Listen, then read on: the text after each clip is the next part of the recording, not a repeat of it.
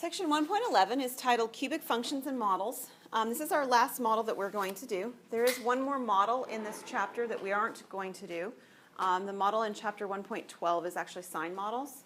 And if we had more time, or if we had a 2-semester calculus sequence like OU has or something like that for business calculus, we would do that, but we don't. So we actually stopped just shy of trig with this class. So if you haven't had any trig, you can breathe a sigh of relief that it's not required for this particular business calculus course, okay? So we are going to take a look at cubic models. The other thing in this section that we're going to take a look at is we're going to take a look at choosing a model. Because if you were really, in real life, given data and trying to fit a model to it, there's not going to be any textbook that says, find a cubic model, find a logistic model, right? So the idea is that if you were looking at the information, you would have the tools that you could actually say, this looks like it should be a fill-in-the-blank kind of a curve. So we're going to talk about that in this section as well. All right, so a cubic model, in your calculator, this is called cubic reg. And it fits the equation f of x equals ax cubed plus bx squared plus cx plus d. Obviously, a can't be 0, or it turns into a quadratic model or a linear model or something like that. And then the b, c, and d, just like a, are all constants, all numbers. So some features of a cubic graph is it changes concavity.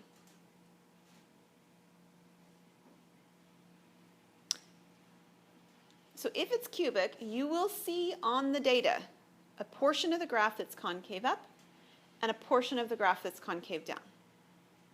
You will see it. You will see the concavity change. Now, 2 says you may or may not see behavior change. So what do I mean by behavior change? Well, what I'm referencing there is you may not see that it changes from, for instance, increasing to decreasing to increasing, or vice versa. So let me draw 2, so behavior here is referring to the increasing, decreasing components. So let me draw you 4 different images that may show up if you have a cubic graph, okay? Now I'm going to draw the curve that would connect the dots, not the dots themselves. But one option is you may see a graph that does this, or it's, reflection that does like this. So on these 2 graphs, you definitely see concave up and concave down, right? And you definitely see that the first one changes from increasing to decreasing to increasing, and the second one from decreasing to increasing to decreasing. So this shows like all of the things that you might expect to see for a cubic graph. However, there are also cubic graphs that simply look like they're sort of leveling off or flattening out in the middle, and they're completely increasing or completely decreasing. So we don't see in this one a behavior change. It is always increasing, it is always decreasing. But there's still a change in concavity.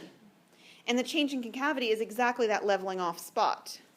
So if I sort of marked these 2 spots right here, if you look on the first one that I drew, that's got the pink dot on it, it's concave down and then it's concave up. And on the second one, it's concave up and then it's concave down. So you still see the change in concavity, you just don't have a change in the behavior being increasing versus decreasing.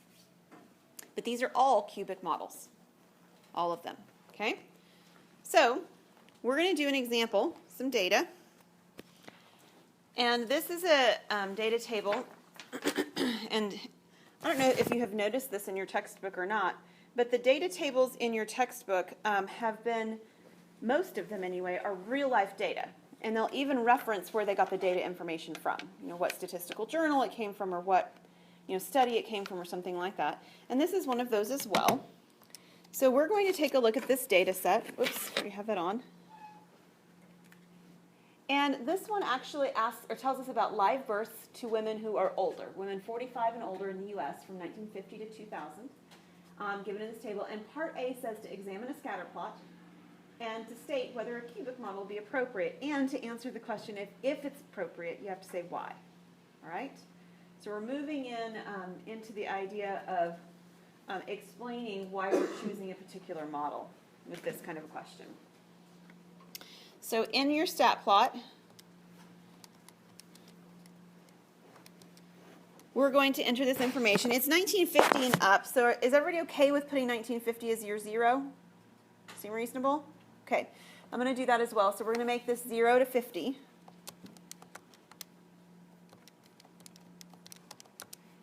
And put our output values in.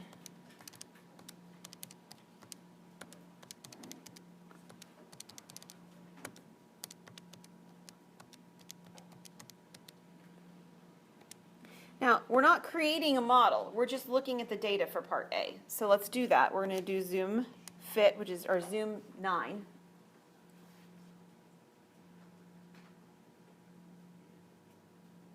So what is it about this scatter plot that makes you think that it might be appropriate to use a cubic model? What do you see?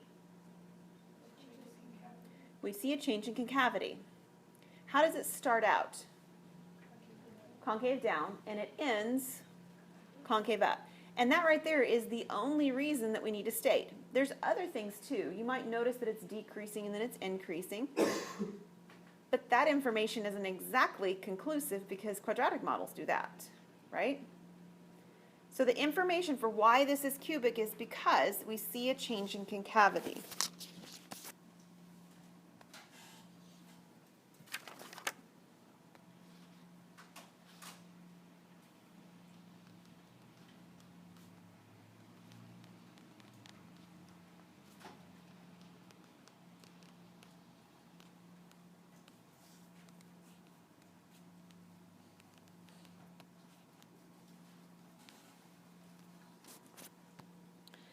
Okay, and then on part B, it actually asks us to find the cubic model that we said that we expect to work.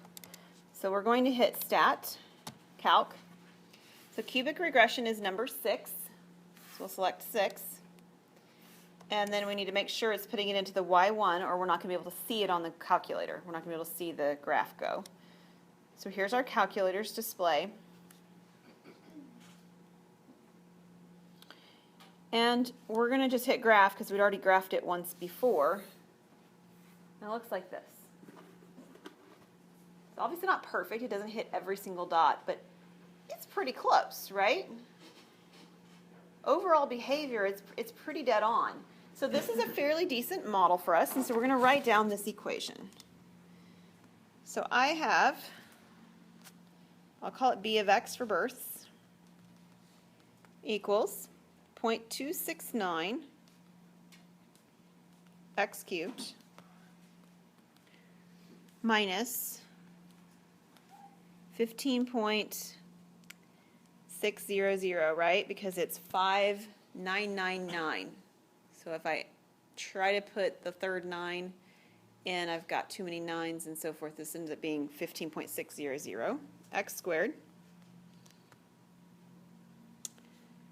plus 94.684 x plus 5378.032.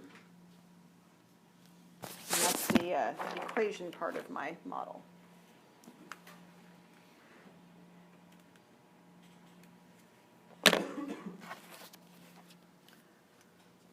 Okay.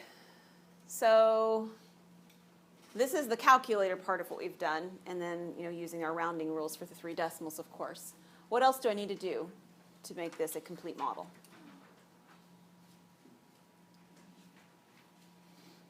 You're going to do it on a test on Tuesday. What's next? The output first, and then the where x is second. Yeah, both of those pieces. So what is the output on this particular one? Births. So I'm going to write it over here because I'm out of space. But it's births, and then where x is, and what did you have for that one? I think that was you, Lainey. Years. Years. Can you be more specific? Years. Right, since 1950, because we let 1950 be the year 0 when we put it in our calculator. So years since or after 1950. And then there's one more thing I need to write down. The interval. So what was the lower end of the interval? 0, because that's what I put it in as, and the upper end was 50. All right, part C wants us to use our model to estimate the number of live births to women ages 45 and older in 1985 and then in 2015. So before I go back to my calculator and display that, what am I going to write down to show that I know what I'm doing here? Like your information that tells me you did it right. What do I have to see? Okay, good. I need B. That's the name of the equation I gave it, so whatever equation name you gave it. And then I need a parenthesis with the input in. So 1985's input would be what? 35. because it's 35 years after 1950. And then the other one I'm going to find is in 2015. So what would that input be? 75. Close. 65, yeah. 65 years. Now, finding these values uses a table in your calculator. At least that's the simplest way to do it, most accurate way as well.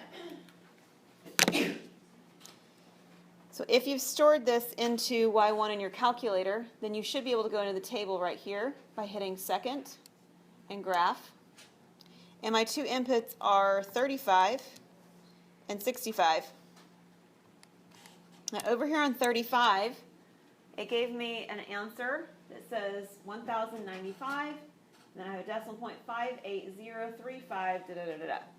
Okay, so what am I going to write down for my answer when I write my answer down to the question? 1,095, or what could I write down and be okay with? Yeah, 1,096. Depending on how you look at that in round, one of those answers doesn't make sense, right? And really, it's off by one. It's probably the child that was born at 11:59. We can be okay with that, right? Sure. All right, what am I finding? Births. And that's exactly why I need a whole number here, yes? Okay, we need a whole number. We don't count children in, decimal places. That doesn't work. Not socially acceptable. Okay?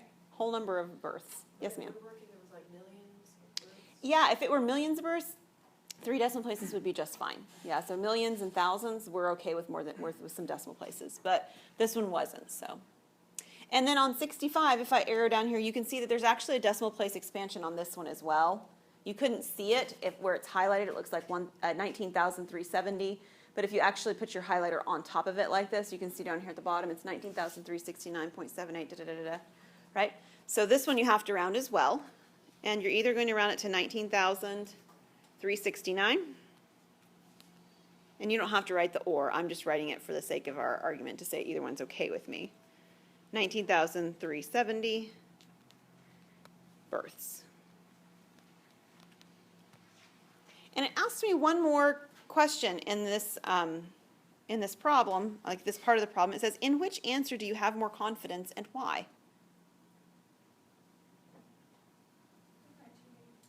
1985. How come? We have more confidence in 1985 because what was that, Kendra? It's interpolation.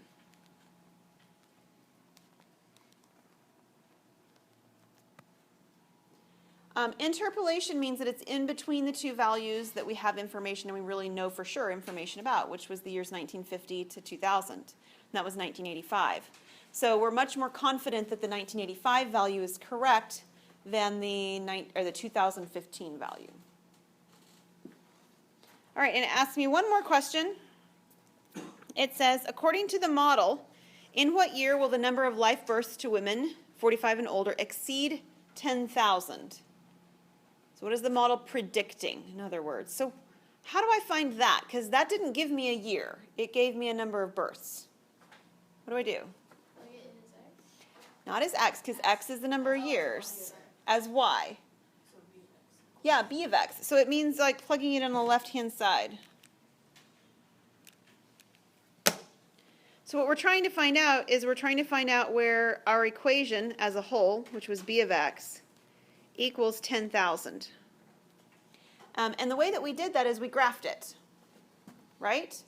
We looked at a graph to see where our equation is going to cross the 10,000 threshold, that line that we're going to put into y2. So we're going to let our b of x be in y1. It's already there. And we're going to put 10,000 into y2 and graph it.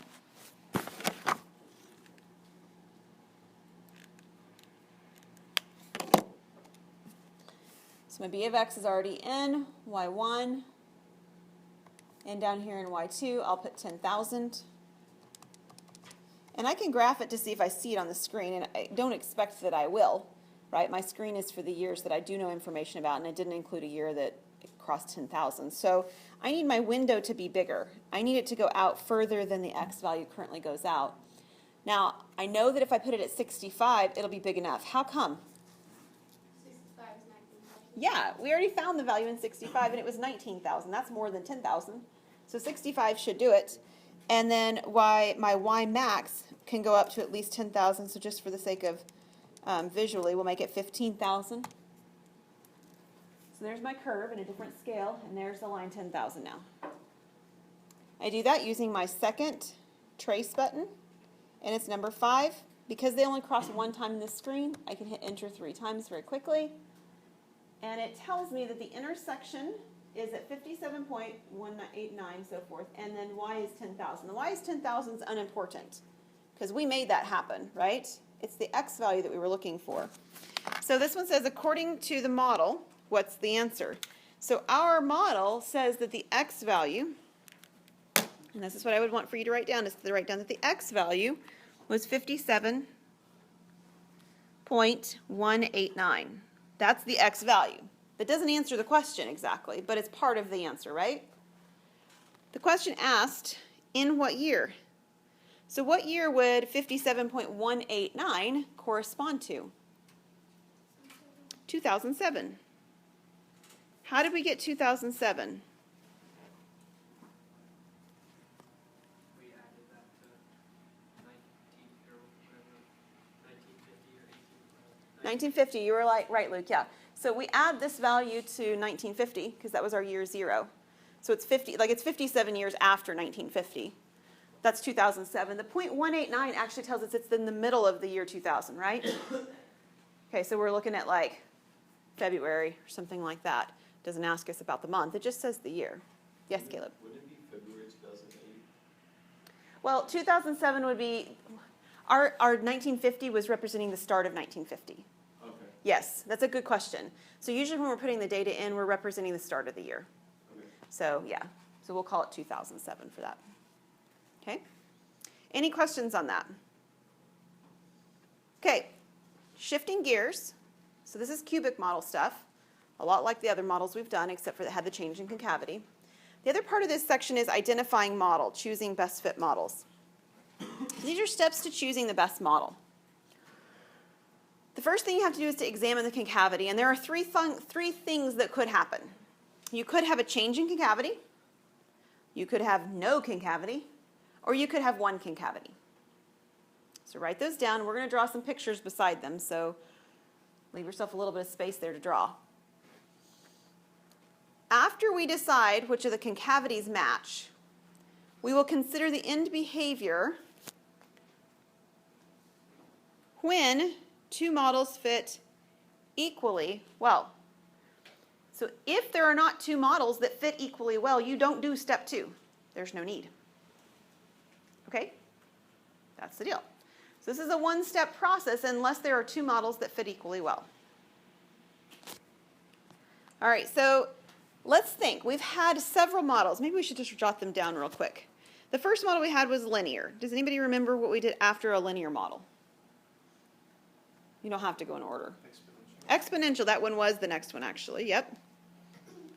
What else have we done? We did logarithmic.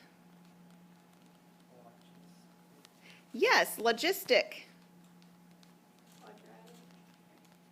Quadratic. And today we did cubic. And I believe that's it. Does that look like it? 6 of them. We're good to go. There are 6 models that we've done. So let's figure out on those list of 6 models which ones changed concavity. Do you remember? Cubic, that was today's. Quadratic didn't. That's a good guess. Logistic did. So just as a reminder, I'm going to draw an example of each of these. This isn't the only way they can be drawn, but cubic was this one or something like that. Logistic looked something like the S-curve like this.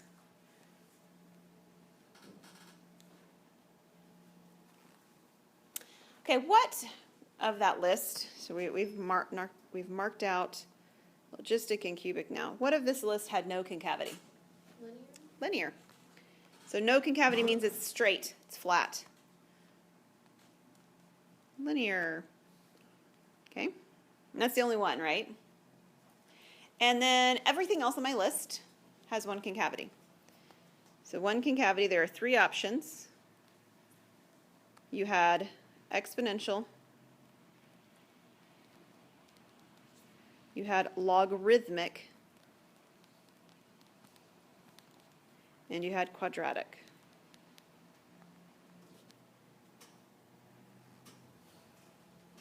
Okay, so if you see a change in concavity, you have to pick one of the ones that changes concavity. If you have only one concavity, you have to pick one of the three that has one concavity. Okay, so arbitrarily trying all 6 models on every data set is, number one, not very time efficient. It's going to take you time to do 6 models, right? And secondly, it might actually give you the wrong answer if there's a data set that fits the data really well, but the concavity part doesn't match.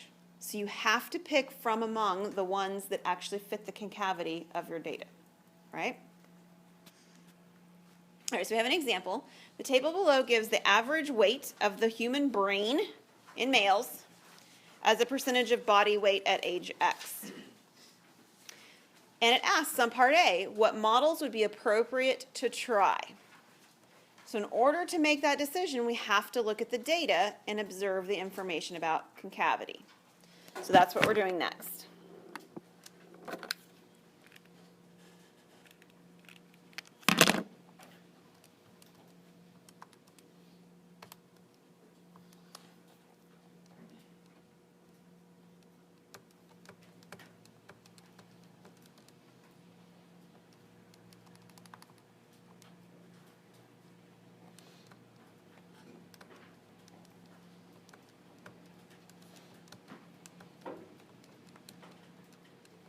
Okay, now lest you freak out, the brain is not shrinking. What's happening? The body's growing. That's right. The brain's not shrinking, right? The body's growing. And if you have had any human development or anatomy kind of classes, I don't remember what the exact ratio is, but when a baby's born, the head is a much, much bigger percentage of your body in whole, right? Than when you're getting older. So that's what's happening. And just some interesting facts. Let me see if I can remember it. The size of your eyes never change. So the size of eyes you were born with is the size of eyes that will last you your whole life. And your nose and your ears never stop growing. Isn't that fun? Did I get it right? Some of you are nodding. Is that true? I think I think I got it right. I have a son who's very interested in trivia like that, so he spots out all sorts of interesting things all the time. All right, so here's our data. We need to look at it to figure out what kind of a data set it works with. So you should clear out anything that's in y equals, and then do zoom 9. And the question you should be asking yourself is, what do I see in terms of concavity here? And what do you see? Concave, up. One concavity, right? There's one concavity. And if there's one concavity, there's only how many options you could try? 3. There are 3. So there are 3 options that could be tried.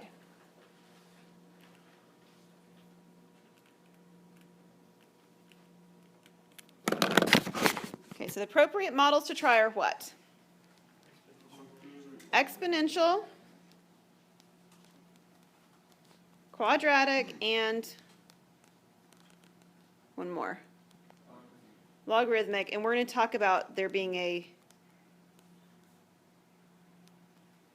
an issue with logarithmic. But these are appropriate to try based on concavity.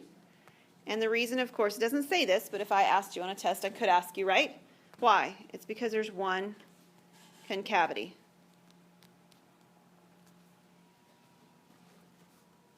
Does anybody remember from our discussion about logarithmic what your calculator would have a problem with if you told it to do logarithmic right now for this data set? Does anybody remember? Not that it's decreasing, that part's okay. The 0, 11 value. What's wrong with the 0, 11 value, Caleb? The logarithmics have the asymptote on the y-axis. So if logarithmic is what we want to try on this one, we're going to have to shift our graph to the right so that we can get that axis. It's a calculator issue, really. I mean, it's not really a problem with our table or information. It's a calculator issue. It can't have an input of 0 into the log function. And the only way to shift it like that is to actually change our data values. So if we try logarithmic, that's going to be the issue, just so that you're aware. Okay? The other two, however, we could try just as they are. Agreed? All right, so what does part B tell us to do then? Find it, right? Figure out which one is the best fit model. All right, so with our calculator screen up, presuming I can get it back up there, we're going to try all three models. And I'm going to show you as well how you can actually, if you haven't already played with it some, check those models without deleting one. Because sometimes it's necessary to go back and be like, no, I need to compare, something else differently afterwards. So which one did we put first? Was it exponential that I wrote down first? Yes, so let's try that one first. So we're going to do stat calc. It's option 0. And I'm going to put exponential into y1. And I've already told it in there, it's in there, so I'm going to graph it, and we're just going to see what it looks like. Okay, so it doesn't quite hit the first spot. It doesn't quite hit the ending spot, but it's pretty good, in other words, right? Yeah, it looks pretty good. All right. I'm going to leave this here, but I'm going to arrow backwards on top of the equal sign. I'm going to hit enter to turn that graph off. Okay, when it's highlighted in that, where it emboldens it in the black, texty color or whatever, that's when it's on. If we undo that, it's off. I'm going to go back over here, and I'm going to tell it quadratic next. So we're going to do stat calc, number 5. But I don't want it to go into y1. I want it to go into y2. So I'm going to hit vars, y vars, function y2. And it will store the equation in y2. I can still graph it.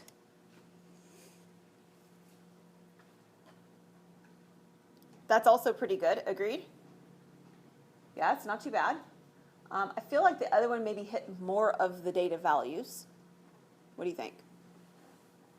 They're both pretty good though, right? Both pretty good. Now, in order to actually let this graph logarithmically, I need to change my menu. So I'm going to show you how you can do that really cool, really fast. What we want to do is we want to shift all of the data values 1 over or 2 over or something like that. We need to move them all just a little bit, right? So watch this. Up on top of L1, so I'm highlighted on top of L1, I'm going to tell it that I want it to add 1 to all of my values. So here's how I do this. Do you see above your number 1 key down here, it says L1? Anything that's in yellow on my screen means I have to press the yellow button first to get it to happen. So I'm going to hit the second L1. You can see at the top of the screen that it put it right there. And I'm going to do +1. So it's going to take everything that's in list 1 and add 1 to it. And if I hit enter, it's exactly what it did.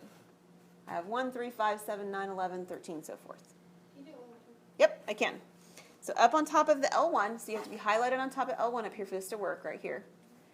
And then in your calculator, you're going to do second number 1, which pulls up L1. You can see it showing up right there. And then do +1. Now, I don't want to do that again, or it's going to add another 1 to what's already in mine, but that's what you would do. And I know you can enter all of them by hand, obviously, but if it saves you a little bit of time, that's kind of cool. Did it work? Yeah. Okay, so let's just graph this with logarithmic and see what it looks like after we've done the shift. Okay? So we're going to exit out my screen. I'm going to hit, in fact, you know what? Let me turn off the quadrag too. Y2, I just turned it off. All right, so we're going to do stat calc. I need logarithmic, which is number 9, ln reg. And then I'm going to put it in y3. I'm going to graph it. What do you think? Yeah, like it's better than the other ones, isn't it? Even if you aren't sure if it's like the best, because they were all pretty good. I mean, none of them were awful, correct? What do you have to do after step 1 of looking at the concavity and seeing which one fits the bottle the best? Think about the end behavior. So, we've talked about all 3 of these graphs. We've talked about all 6, but all 3 of these particular graphs and their end behavior. So let's talk about what will happen with each one of their end behaviors as this particular male child gets older. Okay, according to the model. Exponential. What happens to an exponential graph as you go to infinity? It goes to 0. So is the percentage of the brain going to become 0 eventually for the male body? No. It's not going to do that, right? Not going to do that. What about a quadratic model? What's it eventually going to do? Go back up. Megamind. What's that? I said megamind. Megamind. You're going to turn into Megamind. Maybe you will, but probably not, right? So the quadratic model is a really, really bad fit. Agreed? Like there's no way the quadratic end model makes sense. What about logarithmic? What does a logarithmic graph do?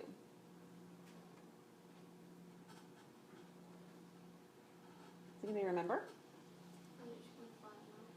It doesn't exactly flatten out, but it does decrease, right? But it decreases very, very slowly. Do you remember that when we were talking about your homework and I mentioned that idea of how fast something happens coming into play? That's it. So either the exponential model where it flattens out at 0 or the logarithmic value where it's decreasing super, super slowly and it fits slightly better, one of those two options would be a good option to write down. Quadratic model wouldn't. It doesn't make sense, right? All right, so I'm going to write this one down so that you can see what this would look like because we did a really weird shift of data, didn't we? And I want you to see what that looks like when I write down the model for it. So let me change this up.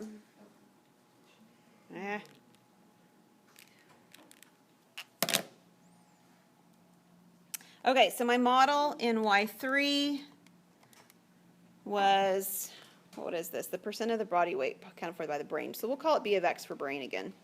Like we did births a minute ago. My A value is 11.126 plus my B value, which actually was a negative, so minus 2.79 or 759 natural log of X. What is the output of this particular model? Percent. And it's kind of listed in the table funny, but it's the percent of the body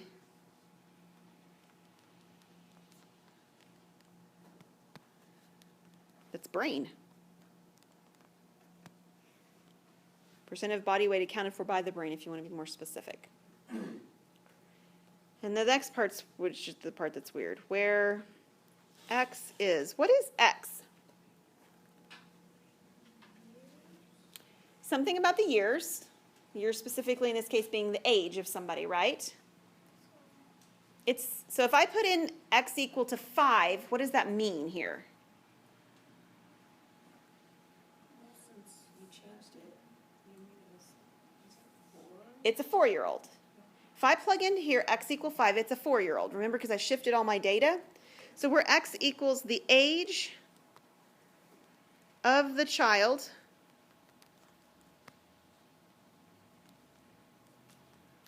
plus 1. Whatever the age of the child is, I've added 1 to it, and that's what X is. So your X is the age of the child plus 1. So if you have a 15-year-old child, we could argue whether that's a child or not, but a 15-year-old child, we would put in that value plus 1. That would be my X value, 16. So this is the age of the child plus 1, and then I need to write down what my X values were, which was between 1 and, what did I have? 17, I guess, when I shifted it, right? 1 and 17. And then if we were to use this, we could find other information about it, right? All right.